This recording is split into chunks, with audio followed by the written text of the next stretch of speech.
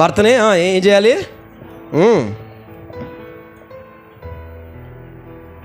కొంతమంది భర్తలకి భార్యని ఎలా మోసం చేయాలో ఏమంటే చెప్పండి. అందులో PhD చదివేస్తాడు. అందులో ఏం చదివేస్తాడు? PhD. మోసం చేసే దగ్గర బుద్ధి వాడుతున్నావు కానీ బతుకును మార్చుకునే దగ్గర ఇది నా కోసమే కదా దేవుడు మాట్లాడుతున్నాడు, నేను బాగుండాలనే కదా దేవుడు మాట్లాడుతున్నాడు. మరియా, ఎందుకు నువ్వు ఆ శుభవచనం ఏమిటో అని అడిగావని దేవదూత అనలేదు. ఈమె ఆ శుభవచనం ఏమిటో అని ఆలోచిస్తుండగా దేవుని దూత ఆమెతో అంటున్నాడు, నీ కడుపున రక్షకుడు పుడతాడు. దేవునికి స్తోత్రం. నేను మీకు విషయం చెప్పాలనుకుంటున్నాను ఏంటంటే, నేరుగా మనందరం కూడా మరియలాగా మంచి విషయాలలో, ముఖ్యంగా దేవుని విషయాలలో మన బుద్ధిని ఉపయోగించాలి. ఏం చేయాలి చెప్పండి? దేవుడు బాధపడతాడా దుఃఖపడతాడా ఈ పని చేస్తే? బుద్ధిని వాడండి, తెలిసిద్ది. హల్లెలూయా. ఈ మాట అంటే నా భర్త బాధపడతాడా దుఃఖపడతాడా, నా భార్య బాధపడిద్దా దుఃఖపడుతుందా, నా అత్తమామలు ఏమైపోతారు ఈ మాట అంటే అని మనం బుద్ధి కలిగినటువంటి స్త్రీలాగా, బుద్ధి కలిగిన పురుషుల్లాగా మనము దేవుడు నమ్ముకున్నాం కాబట్టి బుద్ధి తక్కువ పనులు చేయకుండా దేవుడు సంతోషించే పనులు మనం చేయాలి. దేవునికి స్తోత్రం చెప్పండి. హల్లెలూయా. ఇది ఒక ఫ్యాక్టరీ. చర్చ్ అంటే ఏంటి చెప్పండి? ఫ్యాక్టరీ. ఫ్యాక్టరీ.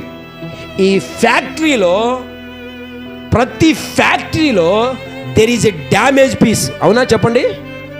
డ్యామేజ్ అయ్యే పీసులు ఉంటాయి. కొన్ని పీసులు మాత్రం పర్ఫెక్ట్గా తయారవుతాయి. పర్ఫెక్ట్గా తయారవుతాయి. ఇప్పుడు వినండి, డ్యామేజ్ అయిన షర్ట్కి రేట్ ఎక్కువ ఉంటుందా, పర్ఫెక్ట్గా తయారైన షర్ట్కి రేట్ ఎక్కువ ఉంటుందా చెప్పండి?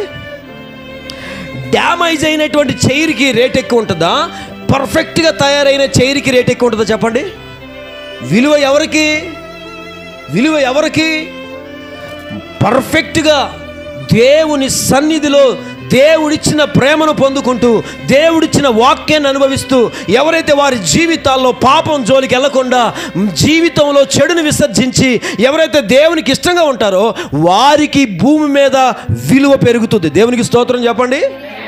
ఏం పెరుగుతుంది? అందుకని దేవుడు మనకు బుద్ధినిచ్చాడు. మనందరం కూడా ఎటువంటి దేవుడిని ఆరాధిస్తున్నామంటే, బుద్ధినిచ్చే దేవుడు, జ్ఞానం ఇచ్చే దేవుడు, ఆలోచన ఇచ్చే దేవుడు, మన బ్రతుకుల్లో గొప్ప నిరీక్షణ ఇచ్చే దేవుడు మనం ఆరాధిస్తున్నాం. అందుకని దయచేసి చెప్తున్నాను, మరియమ్మ ఎవరంటే షీ యూజ్డ్ హర్ మైండ్. శుభవచనము అనగానే ఏమిటో ఆ శుభవచనం అని ఆలోచించింది. ఎక్కువగా మోసపోయేది ఎవరో తెలుసా అండి? స్త్రీమూర్తులే, ఆడవారే. ఎందుకో తెలుసా? వాళ్ళు గులాబీ పువ్వు ఇచ్చినోడు ఇక గుండెలు చీల్చేస్తాడు అనుకుంటారు. నేను చెప్తున్నాను, గులాబీ పువ్వు ఇచ్చాడు గుండెలు చీల్చేవాడో గుండెలను చీలుస్తాడు. ఏం చేస్తాడు చెప్పండి? ఆడపిల్లలు జాగ్రత్తగా ఉండాలి. నీకు గులాబీ పువ్వు ఇచ్చేవాడు, కోడి రక్తంతో ఐ లవ్ యూ అని రాసేవాడు, లేకపోతే నీ వెనకాల నువ్వు ఎక్కడికి వెళ్తే అక్కడ తిరిగేవాడు, వీడు అందరూ అనుకుంటావు వీడు నా చెప్పండి. దేవుడు మనకు బుద్ధినిచ్చాడు. ఎవరి ప్రేమ నిజాయితీ ఉందో, ఎవరి ప్రేమలో యథార్థత ఉందో, ఎవరు సరి అయిన వ్యక్తో, ఎవరు సరి అయిన స్త్రీయో, ఎవరు సరి అయిన ఆలోచనలు ఇస్తున్నారో, దేవుడు ఎటువంటి భార్యను నీ ముందుంచాడో, నువ్వు ఎటువంటి భర్తను నువ్వు కలిగి ఉన్నావో ఒక్కసారి ఆలోచించండి. దేవుడు ఒకరోజు నిన్ను అడుగుతాడు, నాకు ఎవరు చెప్పేవాళ్ళు లేరయ్యా, వాళ్ళని నమ్మొద్దని వీళ్ళని నమ్మొద్దని, వాళ్ళ వెనకాల వెళ్ళొద్దని వీళ్ళ వెనకాల వెళ్ళొద్దని నాకు ఎవరు చెప్పేవాళ్ళు లేరయ్యా అంటే, నోర్మై నేను నీకు బుద్ధినిచ్చాగా అంటాడు ఆయన. అంటాడన్నాడు చెప్పండి. ఇంత అన్యాయం చేస్తాడా అతను? అలాంటోడని తెలిస్తే ఎవరు వచ్చి చెప్పాలంట, శ్రీను మంచోడు కాదమ్మా, అప్పుడు జాగ్రత్త పడతావా? దేవుడు మనకు బుద్ధినిచ్చాడు. కుక్కను చూసేది నల్ల కుక్కో తెల్ల కుక్కో చెప్తున్నావు. టేస్ట్ చూసి ఉప్పు ఎక్కువైందో ఉప్పు తక్కువైందో చెప్తున్నావు. ఏ కాయగూర మంచిదో ఏ కాయగూర చెడ్డదో చూసి చెప్తున్నావు. అవునా? వీటి దగ్గరైనా మన బుద్ధి? ఎవరు ప్రేమ నిజమైందో, ఎవరు ఆలోచనలు సరైనవో, వాళ్ళ ఆలోచన ప్రకారం వెళ్తే నా కుటుంబం ఏమైపోతుంది, ఆమె మాట వింటే ఈయన మాట వింటే నా బ్రతుకు ఏమైపోతుందో అని ఒకసారి ఆలోచించుకునే బుద్ధి వద్దా మనకి? దేవునికి స్తోత్రం చెప్పండి. హల్లెలూయా. దయచేసి మరియమ్మ గురించి నేను చెప్తున్నాను. మరియా బుద్ధిని ఉపయోగించింది. ఏం ఉపయోగించింది?